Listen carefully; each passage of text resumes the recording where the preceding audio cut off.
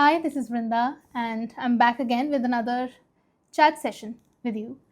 Often, we keep so busy that it's difficult to take time out to have to be able to do this. But there's a lot going on at the moment in terms of actual action that is happening along the borders and in cities along those borders. And there's also a lot of action that is happening in studios, in newsrooms, and in the world of information around us.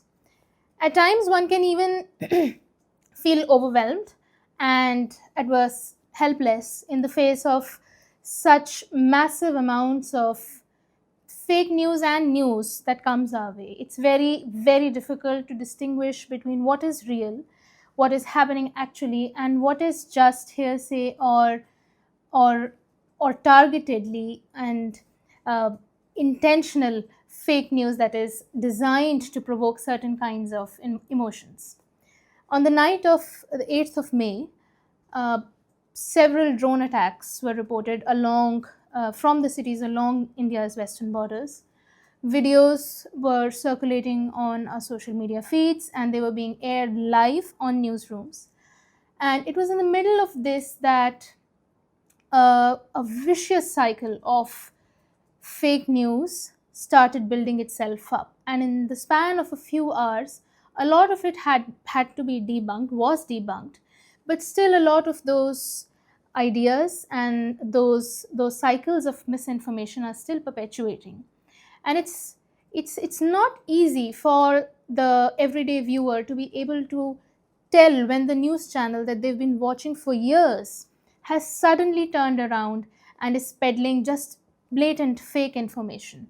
So fake, in fact, that the Ministry of Defense had to issue a public advisory, a tweet advising news channels and media outlets to be careful in their coverage of the events as they're progressing, to be careful of and sensitive and mindful of the ways in which they're reporting on this incident, and to not do live coverage of military movement. Things which are basic in our understanding of how journalistic coverage happens of an unfolding situation. This is something that India has had an experience in. There's the history of the Kargil wars. There's also the history of the Mumbai attacks, where journalistic reportage was live coverage of those events proved to be detrimental. So, in the middle of all of that, I have a few points and few observations to make that I felt that I should share here, because I mean, I can talk about myself. I deal with news and such claims every day on a daily basis for hours. And even for me, it was not an easy task last night on the 8th of May to figure out what is real and what is true. But and it's also important to highlight that in the middle of all of this, a lot of questions that are very instrumental and should sort of inform our basic understanding and our fundamental approach towards something like a war, those are missing. And so I'd like to begin with two quotes from a very old book, a book that is actually about the Vietnam War, the war that was fought between the US and Vietnam in the years between the decades of 1950 and 1970. So this is a book called The Sorrow of War. The cover you can see on the screen. So the author writes, Bao Nin, he writes, "The future lied to us there long ago in the past. There is no new life, no new era, nor is it hope for a beautiful future that now drives me on, but rather the opposite. The hope is contained in the beautiful pre-war past." So the idea is very simple, really, that once a war happens, be it the winning side or the losing side, there's not really a lot of hope that is left. Hope is only contained in the beautiful pre-war past. The time that is before war is the only time when you can have hope, right?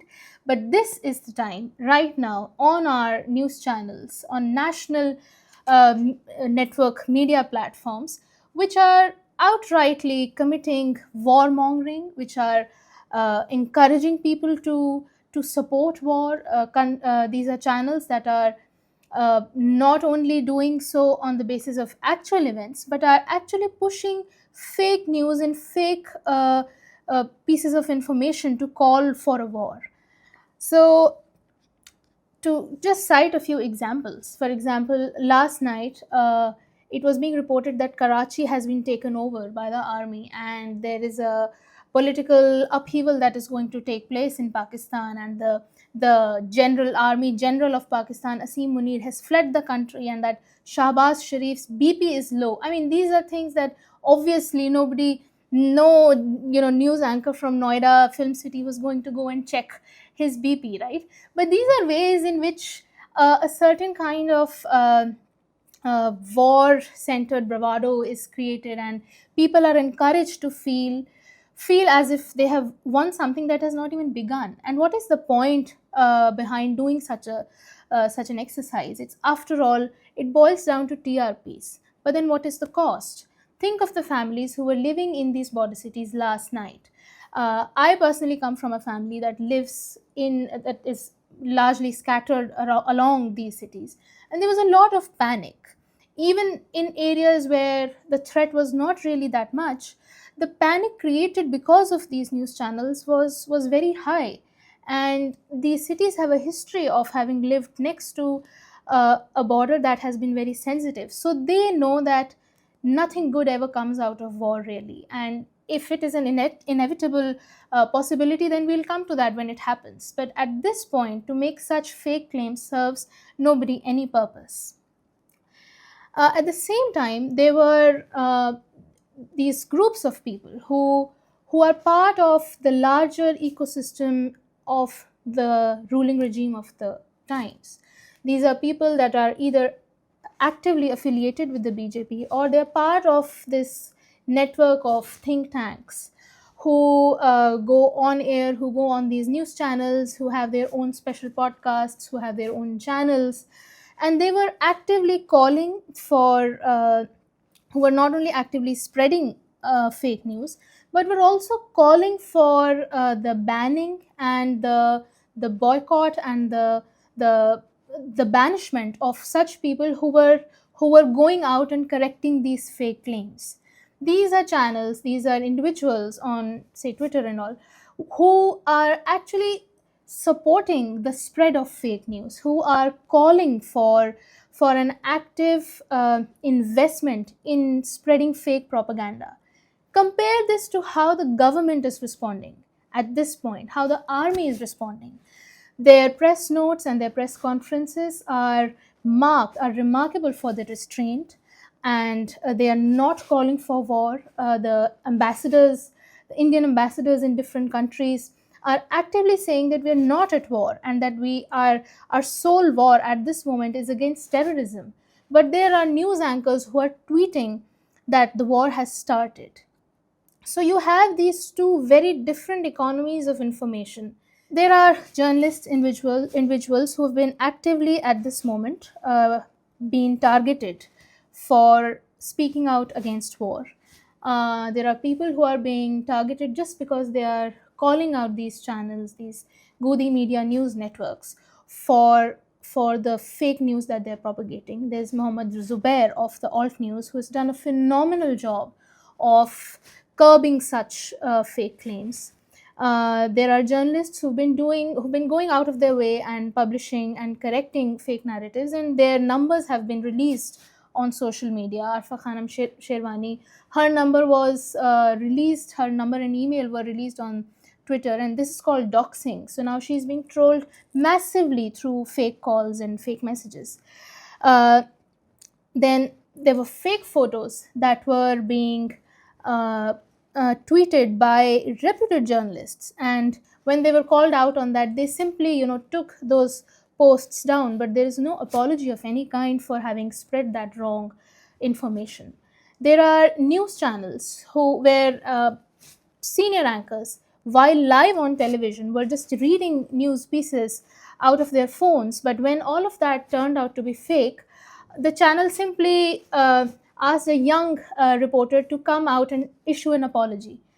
the apology should be issued by the anchor who spread the fake news in the first place, right? So this is this complete abdication of any kind of responsibility and accountability towards the people who come to you, who come to these news channels with the hope and promise of truthful reporting. These are news networks that have hundreds of reporters on the ground, who have hundreds of sources, well placed sources in the government, in different networks and circles of information. There is no way in which individuals like you and me, I am myself a journalist, but even I can't count myself amongst them.